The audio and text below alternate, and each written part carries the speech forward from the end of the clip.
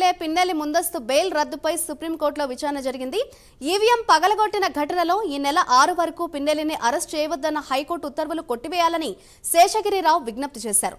పిన్నెల్లి స్వయంగా కౌంటింగ్ దగ్గర ఉంటే మళ్లీ హింస ప్రజ్వరిల్లే ప్రమాదం ఉందని శేషగిరిరావు అన్నారు. విచారణ చేపట్టిన సుప్రీంకోర్టు కౌంటింగ్ సెంటర్ కు పిన్నెల్లి వెళ్లొద్దని ఆదేశించింది.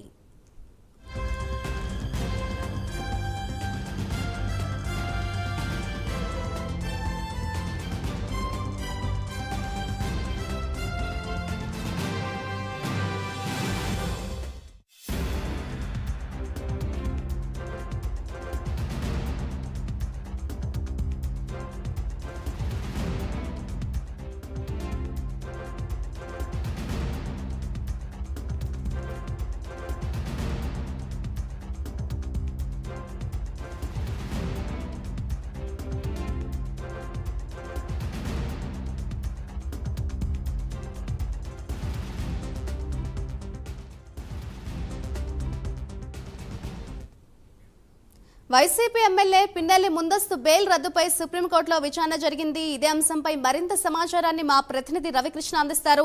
రవికృష్ణ, చెప్పండి, వైసీపీ ఎమ్మెల్యే పిన్నెల్లి ముందస్తు బెయిల్ రద్దుపై సుప్రీంకోర్టులో విచారణ జరిగింది. ఓవరాల్ గా సుప్రీంకోర్టు ఏమని తీర్పు ఇచ్చిందని అనుకోవచ్చుంటారు రవికృష్ణ?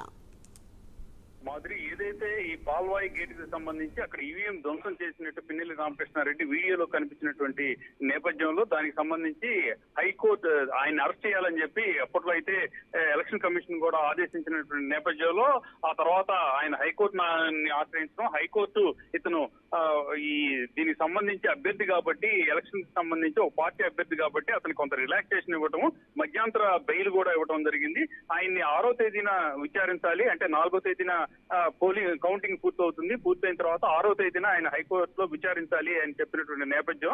దానికి తోడు ఆయన్ని ఎలక్షన్ కి సంబంధించి ఎలక్షన్ కౌంటింగ్ కి వెళ్ళొచ్చని ఆదేశాలు కూడా ఇచ్చినటువంటి సందర్భం. అయితే దీనికి సంబంధించి ఏదైతే పాల్వాయి గేటు సమీపంలో జరిగినటువంటి ఈవీఎం ధ్వంసం చేస్తున్నటువంటి సందర్భంలో దాన్ని అడ్డుకోవడానికి ప్రయత్నించినటువంటి శేషగిరిరావు ఎవరైతే ఉన్నారో అతని మీద దాడి కూడా చేయడం జరిగింది. అయితే ఆయన మాత్రం ఈ శేషగిరిరావు బాధితులు ఎవరైతే ఉన్నారో అతనికి సంబంధించి బెయిల్ రద్దు చేయాలి అని ఆయన సుప్రీంకోర్టుని ఆశ్రయించాడు. ఆశ్రయించిన నేపథ్యంలో సుప్రీంకోర్టు అయితే మాత్రం ఈ విచారణ చేపట్టింది. దీనికి సంబంధించి పూర్తిగా కూడా పరిశీలించిన తర్వాత ఏదైతే ఈ బాధితుడు చెప్పినటువంటి అతను ఉన్నట్లయితే మాత్రం ఈ కౌంటింగ్ సెంటర్ దగ్గర ఉంటే మాత్రం శాంతి భద్రతలకు విఘాతం ఏర్పడుద్ది అనేటువంటి ఏదైతే మెన్షన్ చేశాడో దానికి సంబంధించి సుప్రీంకోర్టు కూడా సమర్థించినట్టు కూడా తెలుస్తుంది. వాళ్ళు ఇచ్చినటువంటి ఏదైతే జడ్జిమెంట్ ఉందో అది దాని ప్రకారం ఏంటంటే ఆయన్ని రేపు ఏదైతే కౌంటింగ్ ఉందో కౌంటింగ్ కి ఆయన్ని కౌంటింగ్ సెంటర్ కి అనుమతించొద్దు అని చెప్పి ఆదేశాలు అయితే జారీ చేసింది. అదే విధంగా కూడా కౌంటింగ్ సెంటర్ కి